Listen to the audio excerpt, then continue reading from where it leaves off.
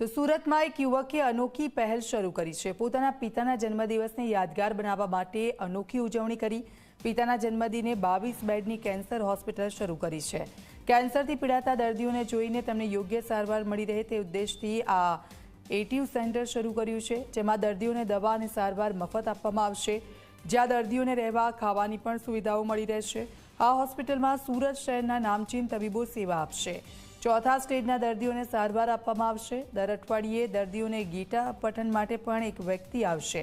દર્દીઓ માટે મનોરંજનની સુવિધાઓ પણ ઊભી કરવામાં આવશે। આધુનિક રૂમની સાથે સ્માર્ટ ટીવી પણ મૂકવામાં આવ્યું છે।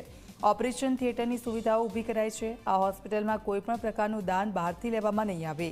મહેશભાઈ પોતાની કમાણીમાંથી કેટલોક ભાગ આ હોસ્પિટલમાં પોતે ડોનેટ કરશે।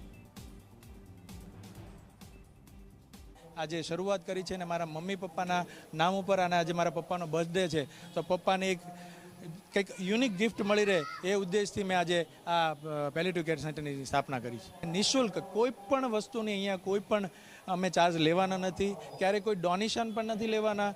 અમે જે પણ અમને ઈશ્વર આપે છે એમાંથી મેક્સિમમ વસ્તુ અમે આમાંથી ચેરિટીમાં જાય એ ઉદ્દેશથી આની સ્થાપના કરી છે। અને 22 બેડ સાથે અહીંયા ઓક્સિજનથી માંડીને બધી જ વ્યવસ્થા બેડમાં અમે ત્યાં કરી છે, અને રહેવા જમવા સાથેની બધી સગવડ પણ કરી છે। સાથે સાથે છેલ્લા સમયની અંદર પ્રોપરલી એન્ટરટેનમેન્ટ થઈ શકે એના માટે મેડિટેશન રૂમ બનાવ્યો છે, એન્ટરટેનમેન્ટ રૂમ બનાવ્યો છે, એટલે જે પેશન્ટ છે છેલ્લે બહુ શાંતિથી આ સમય પસાર કરી શકે એ ઉદ્દેશથી અમે આની શરૂઆત કરી છે। કે ગીતા પાઠ અહીંયા અમુક ડૉક્ટર્સને એની ટીમ આવવાની છે કે એમને જેને આ વસ્તુમાં બહુ જ ડીપલી નોલેજ છે એવા બધા વ્યક્તિઓ વારાફરતી દર વીકલી પેશન્ટો સાથે ગીતા જ્ઞાન પણ શેર કરવાના છે।